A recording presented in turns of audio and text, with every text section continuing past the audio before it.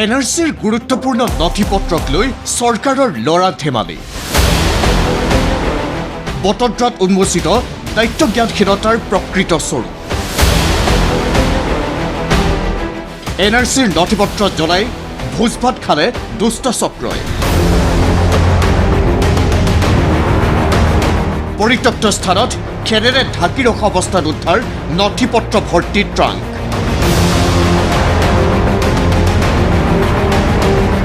কাৱাৰীৱালাৰ পৰাও দমে দমে উদ্ধাৰ এনআৰচিৰ চুৰি কৰা নথিপত্ৰ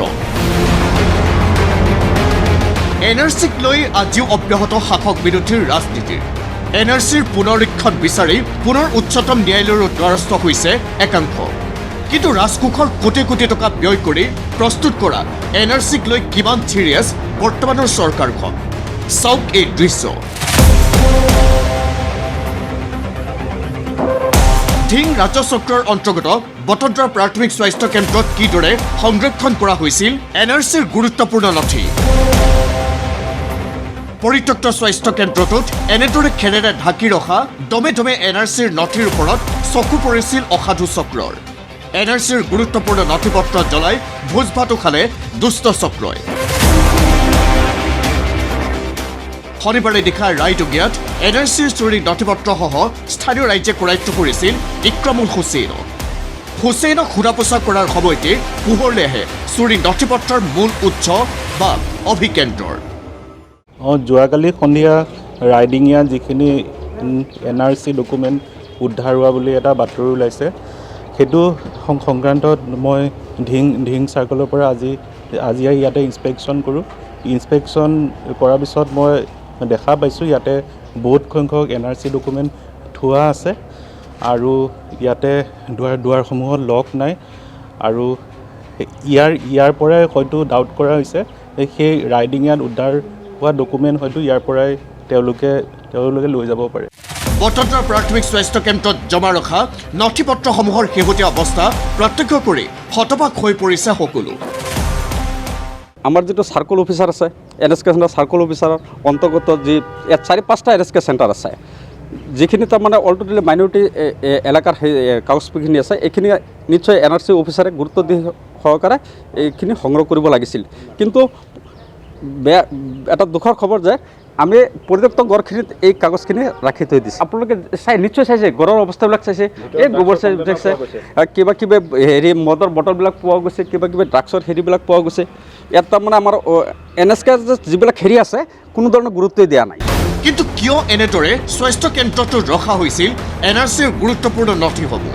এই ক্ষেত্ৰত এনআৰচিৰ জিলা প্ৰকল্প তত্ত্বাৱধায়কে কি উত্তৰ দিলে শুনক এইটো এটা গভৰ্ণমেণ্ট বিল্ডিং হয় আমি বস্তুখিনি গভৰ্ণমেণ্ট বিল্ডিঙতে থ'বলৈ আমাৰ হেৰি আছে বেলেগততো আমি থ'ব নোৱাৰোঁ আৰু এইটো সেই পূৰ্বৰ তেতিয়া চাৰ্কল অফিচাৰ মেমে ইয়ালৈ শ্বিফ্ট কৰোৱাইছে এতিয়া খোলা মোলা একচুৱেলি এইটো আণ্ডাৰ লক এণ্ড কিয়ে আছিলে এতিয়া গৈ থৈ কেনেকৈ খোলা মোলা হ'ল সেইটোতো একচুৱেলি 183টা এনএছকে আছে গোটেইখিনিটোতো সমগ্ৰ ঘটনাই চাঞ্চল্য সৃষ্টি কৰাৰ পাছতে স্থিতি স্পষ্ট কৰিবলৈ বাধ্য হ'ল নগৰ জিলায়ুক্ত দেৱাশিষ শৰ্মাৰ দাবী উদ্ধাৰ হোৱা নথিপত্ৰসমূহ ডিজিটেলাইজ কৰাৰ পাছতহে সংৰক্ষণ কৰা হৈছিল এই স্থানত উদ্ধাৰ বা নষ্ট হোৱা নথিক লৈ কাৰোৰে নাম কৰ্তন বা অন্তৰ্ভুক্ত হোৱাৰ সম্ভাৱনা নাই সেই তাত কোনো মেলাফাইডি মানে সেই ফৰ্মখিনি লৈ কাৰোবাৰ নাম বেলেগ কৰা বা কিবা তেনেকুৱা ধৰণৰ কৰা কাৰোবাৰ নাম বেলেগকৈ অন্তৰ্ভুক্ত কৰা তেনেকুৱা কোনো মনত কোনো তেনেকুৱা মটিভ নাছিলে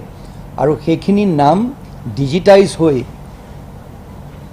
গোটেই তথ্যখিনি চাই যিখিনি ব্যক্তিৰ নাম অন্তৰ্ভুক্ত হ'ব লাগে বা যিখিনি হ'ব নালাগে সেই প্ৰক্ৰিয়া ইতিমধ্যে শেষ হৈছে এই কাগজখিনি সংৰক্ষণ কৰি ৰাখিবলগীয়া দায়িত্ব আছিলে হয় কিন্তু এই কাগজখিনি সংৰক্ষণ কৰি ৰখাৰ বাদে কিন্তু তাৰ চৰকাৰী দিশটোত তাৰ আৰু বেলেগ এতিয়া আৰু কোনো কাম নাই সেইখিনি কাগজ লৈ পেলাই কাৰোবাৰ নাম অন্তৰ্ভুক্ত কৰিব পৰা বা নাম কৰ্তন কৰা সেই তেনেকুৱা ধৰণৰ কোনো কথা নাছিলে কিন্তু জিলায়ুক্তৰ এনে দাবী কিমান পতিয়নযুক্ত ইতিমধ্যে একাংশই এনআৰচিৰ নথি পুনৰীক্ষণৰ দাবী জনাই উচ্চতম ন্যায়ালয়ৰ দ্বাৰস্থ হৈছে সীমান্তমূৰীয়া জিলাসমূহৰ 100%ই আৰু বাকীবোৰৰ 10% পুনৰীক্ষণৰ দাবী উঠিছে। তেনে সময়ত NRCৰ নথিপত্ৰ জ্বলাই ভোজ ভাত খোৱা বা কাৱাৰীৱালাক বিক্ৰী কৰা এইসমূহ নথিৰ ভুল শুদ্ধ বিচাৰ কৰিবই বা কিদৰে? তেনে ক্ষেত্ৰত পুনৰীক্ষণৰ কিবা অৰ্থই বা থাকিবইনে? বটদ্ৰৱাৰ পৰা প্ৰাঞ্জল বৰাৰ ৰিপৰ্ট ND24।